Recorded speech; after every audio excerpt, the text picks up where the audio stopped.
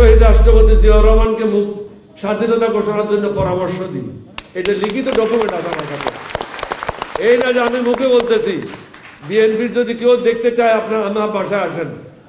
ভারত আমাদেরকে গোলা বারুদ দিয়ে সাহায্য করেছে। এই সাহায্যের পিছনে তাদের একটা অন্তর্নিহিত উদ্দেশ্য ছিল। সেই উদ্দেশ্যটা কি? পাকিস্তানকে দুই টুকরা করা, দুর্বল করা। এটা নেহেরু ডক্টরাইন ছিল। রর মাধ্যমে এই কাজটা তারা বাস্তবায়ন করার জন্য বহুদিন চেষ্টা করছিল। সুতরাং আমাদের ছিল বাংলাদেশকে স্বাধীন করা, তাদের কাজ ছিল পাকিস্তানকে দুই ভাগ করা। তারা যে জন্য যুদ্ধ করেছে, আমাদের গোলা বারুদ দিয়েছে, সেই গোলা বারুদ তো তারা পাকিস্তান সেনাবাহিনীর হাত থেকে নিয়ে নিয়েছে। ৯৬,০০০ সৈন্যদের গোলা বারুদ তো তারাই নিয়েছে। আপনাদেরকে এটাই অনুরোধ করব, ১৯৭১ সালের সাথে ২০২৪ সাল মিশাইয়েন না। ২০২৪ সাল ছিল একটা জিনিস, আর ওটা ছিল রক্তক্ষয়ী একটা মুক্তিযুদ্ধ, ৯ মাসের মুক্তিযুদ্ধ। দুইটা এক সমান না। ৩০ তারিখ আবার আরেকটা ঘোষণা হয়। তখন জিয়াউর রহমান আর আমি রেডিও স্টেশনে গেলাম এবং ওখানে বলা হলো, I declare myself as a commander-in-chief of liberation forces and hand over the power to Sheikh Mujibur Rahman. Sheikh Mujibur রহমানকে ক্ষমতা হস্তান্তর করা হলো। তিনি প্রধান সেনাপতি হিসেবে দায়িত্ব গ্রহণ করলেন। ওখান থেকে আসার পর ওনাকে বললাম, সবকিছু ভালো, আপনি দিক নির্দেশনা জাতিকে দিয়ে দিলেন, বিদেশিরাও জানা গেল, সকল বেঙ্গল রেজিমেন্ট জানলো, ইপিআর জানলো, পুলিশে জানলো, ছাত্র জনতা জানলো, বাংলাদেশের জনগণ জানলো, কিন্তু অস্ত্র কোথায়, গোলা বারুদ কোথায়? আমাদের যে অস্ত্র গোলা বারুদ আছে, ১-২ দিনের বেশি তো যুদ্ধ করা যাবে না। তিনি বলেন যে কি করা যায়? আপনাকে আমি 2টা হাফ টন ট্রাক দেব, 30 জন স্ট্রং সোলজার দেব, আপনি এগুলি নিয়ে রামগড় চলে যান, ভারতের সাথে যোগাযোগ করেন, বিএসএফ এর সাথে যোগাযোগ করে প্রাথমিক পর্যায়ে অন্তত 303 গুলি আমাদের জন্য ব্যবস্থা করেন, ওয়েলনেস সেটের ব্যবস্থা করেন। তিনি রামগড়ে আসলেন। রামগড় পোস্ট অফিসের দোতলায় তিনি থাকতেন। এর আগের থেকে আরো একজন অফিসার, তিনি নিজের জায়গা থেকে পলায়ে ওই জায়গায় আশ্রয় নিয়েছিলেন, আমি এখন নাম বলতে চাই না। যে রহমান সাহেব ওখানে থেকে বিএসএফ এর সাথে ধ্যান দরবার করে কিছু গোলা বারুদের ব্যবস্থা করেছিল, অস্ত্রের ব্যবস্থা করেছিল, 2টা ওয়েলনেস সেটের ব্যবস্থা করেছিল।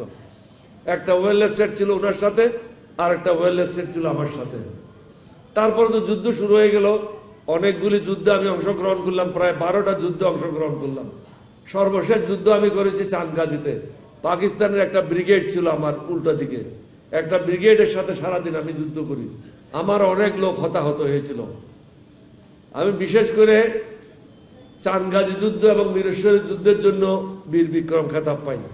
মুক্তিযুদ্ধ চলাকালীন সময়ে আমরা 2জন অফিসারের খেতাব পেয়েছিলাম এবং 2জনেই অরিজিনাল 4 বেঙ্গলের। আমি, আমার ইমিডিয়েট জুনিয়র আব্দুল গফফার হালদার এরশাদের মন্ত্রী ছিল। মুক্তিযুদ্ধের সময় অন্য কোন অফিসার খেতাব পায় নাই, বাকিরা খেতাব পেয়েছে 1972 সালের মার্চ মাসে সবাই। সুতরাং আপনাদের দোয়ায়, আল্লাহর মেহেরবানিতে অনেকগুলি একজন তরুণ ক্যাপ্টেন হিসাবে করেছিলাম। সর্বপ্রথম বিদ্রোহ করি, শহীদ রাষ্ট্রপতি জিয়াউর রহমানকে স্বাধীনতা ঘোষণার জন্য পরামর্শ দিই। এটা লিখিত ডকুমেন্ট আছে আমার কাছে। এই না যে আমি মুখে বলতেছি। বিএনপির যদি কেউ দেখতে চায় আপনার আমার বাসায় আসেন, অরিজিনাল ডকুমেন্টগুলি দেখাই দেবো, যেগুলি 1972-73 লেগেছে, ওগুলি আমার কাছে। আর্মি হেডকোয়ার্টার আমি এই ডকুমেন্টগুলি রাখিনি, আমি নিয়ে আসছিলাম। আমরা অপরিকল্পিতভাবে বিদ্রোহ করে নাই। আমাদের বিদ্রোহ ছিল পরিকল্পিতভাবে বাংলাদেশকে স্বাধীন করার জন্য।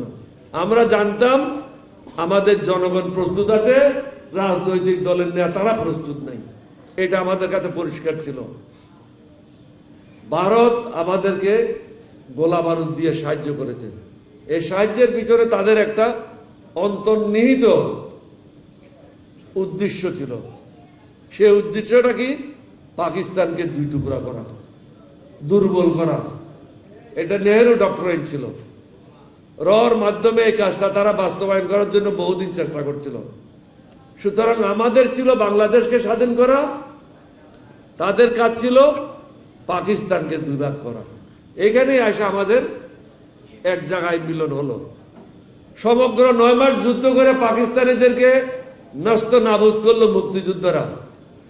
পাকিস্তানিরা যখন ক্লান্ত পরিশ্রান্ত পলাচ্ছিল বিভিন্ন জায়গা থেকে, যুদ্ধক্ষেত্র থেকে, তখন তারা পাকিস্তানের বিরুদ্ধে 2 ডিসেম্বর অল আউট যুদ্ধ ঘোষণা করলো। তখন দেখলো যে যুদ্ধ করতে হবে না, শুধু সামনের দিকে আগায় গেলেই পাকিস্তানিরা পলায় যাবে। আসলে তাই হয়েছিল। আমরা 14 তারিখ শহীদ রাষ্ট্রপতি জিয়ার নেতৃত্বে 1st বেঙ্গল রেজিমেন্টকে নিয়ে সিলেট শহর মুক্ত করি। 8ম বেঙ্গল রেজিমেন্ট মৌলভীবাজার মুক্ত করে।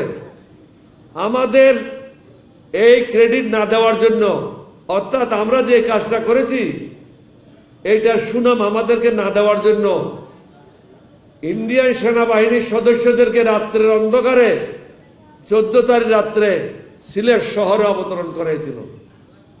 এটা বুঝতে পারেন তাদের কত দূরভিসন্ধি ছিল।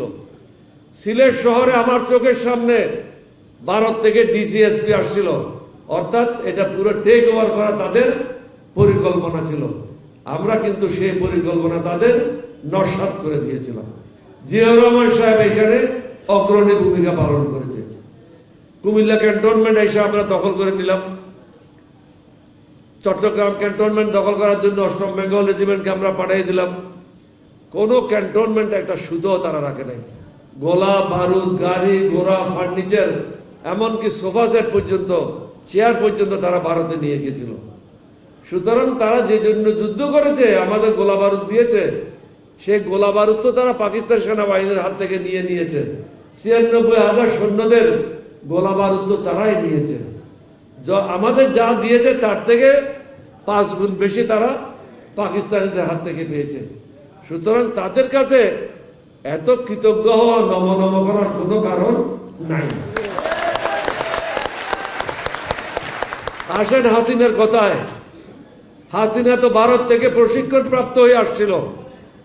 আসার পরে 13 দিনের মাথায় শহীদ রাষ্ট্রপতি জিয়াউর রহমানকে হত্যা করা হলো। শহীদ রাষ্ট্রপতি জিয়াউর রহমান নিহত হলো চট্টগ্রামে, আর হাসিনা সাজেদা চৌধুরীকে নিয়ে ভারতে পলায়ন করছিল, ধরা পড়লো আগরতলা বর্ডারে। তো তুমি কেন পলাচ্ছিলা? নিহত হয়েছে শহীদ রাষ্ট্রপতি জিয়াউর রহমান। ওই যে বলে না, চোরের মনে দুধ। তুমি যদি এই হত্যাকাণ্ডের সাথে জড়িত না থাকো, জিয়ার হত্যাকাণ্ডের সাথে, তুমি কি কারণে পলাচ্ছিলা? তুমি এটার সাথে জড়িত ছিল। তুমি শেখ হাসিনা বাংলাদেশে আসছিলা তোমার পিতার মৃত্যুর প্রতিশোধ নেওয়ার জন্য, বাংলাদেশের মানুষের খেদমত করার জন্য না। তুমি গত 15 বছরে আমাদেরকে ধ্বংস করে দিয়েছ, অর্থনৈতিকভাবে, সামাজিকভাবে, মনুষ্যত্বভাবে।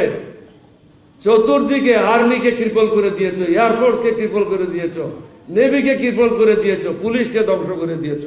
কোনো প্রতিষ্ঠান তুমি রাখো নাই। কারণ তোমার বাপ দেশ শাসন করার জন্য কি করেছিল? দেশকে দ্বিধা বিভক্ত করেছিল। রাজাকার, আলবদর এবং মুক্তিযুদ্ধ। সামরিক বাহিনীকে শাসন করার জন্য রক্ষী বাহিনী খাড়া করেছিল। আর তুমি কি করেছ? জাহানারা ইমামকে দিয়ে আবার একই করলো, গাদানি কমিটি আর পাদানি কমিটি করে আবার জাতিকে বিভক্ত করলো। জামাতের নেতাদেরকে ফাঁসি দিল। তারপরেও বলে যে রাজাকার রাজাকার। এখন কোথায় রাজাকার? এখন তো ছাত্ররা রাজাকার হয়ে গেছে। ওরা বললো না আমরা কারা, তোমরা কারা, রাজাকার রাজাকার। হাসিনা শেষ পর্যন্ত কোথায় আশ্রয় নিল? যে ভারত 15 বছর বাংলাদেশকে গাবি হিসেবে ব্যবহার করেছে, সে ভারতে গিয়ে আশ্রয় নিল নববধূ রূপে। তাকে টেলিফোনও দিয়েছে, টেলিভিশনও দিয়েছে। মোদী সাহেবকে বলবো, আপনারও বয়স হয়েছে, আল্লাহকে ভয় করেন, নববধূর ফাঁদে পড়েন না, বাংলাদেশের বিরুদ্ধে অবস্থান গ্রহণ করেন না। আপনাদের অনেকগুলি দেশের অর্থনীতি নির্ভর করে বাংলাদেশের উপরে।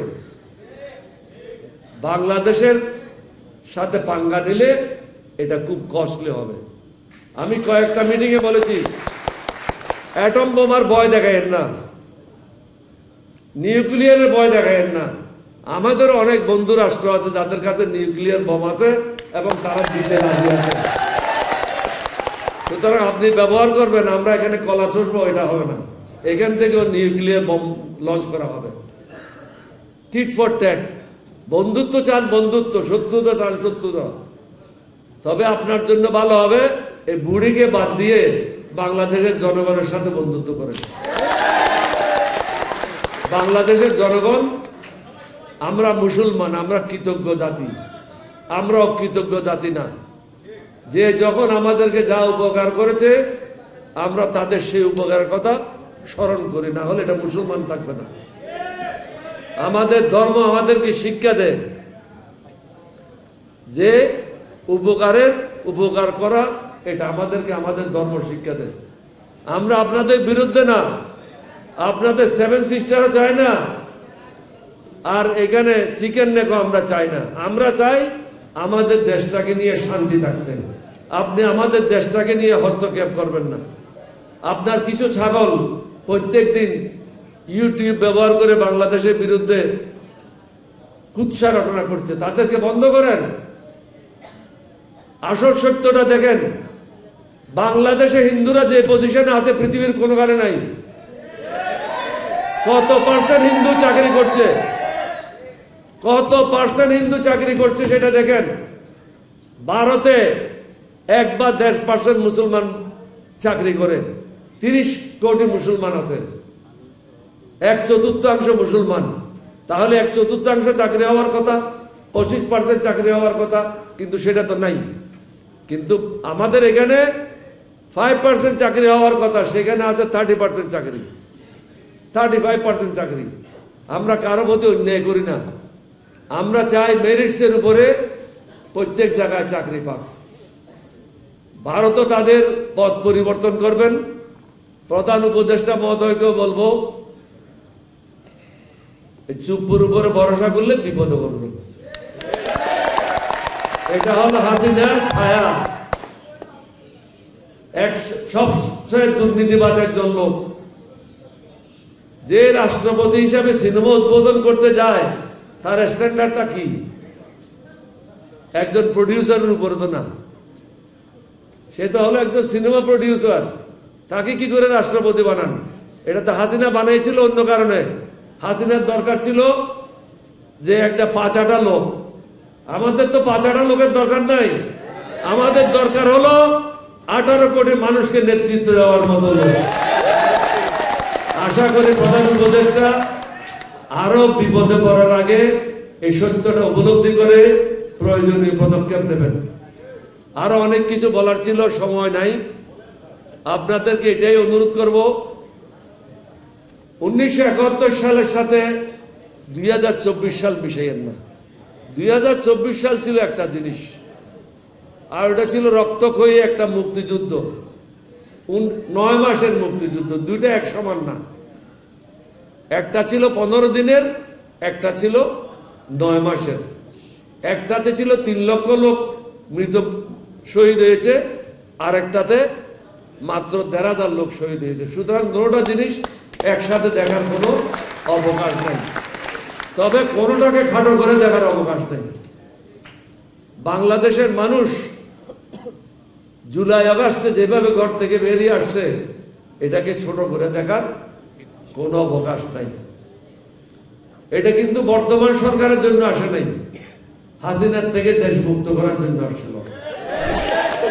বর্তমান সরকারে যারা আছে তারা মনে করে, বা যারা ছাত্ররা আছে তারা মনে করে বাংলাদেশের বোধহয় কোটি কোটি জনগণ তাদের সমর্থনে আসছিল। না, এই বুড়োই রাক্ষসীর কাছ থেকে বাংলাদেশকে মুক্ত করার জন্য আসছিল রাস্তায়।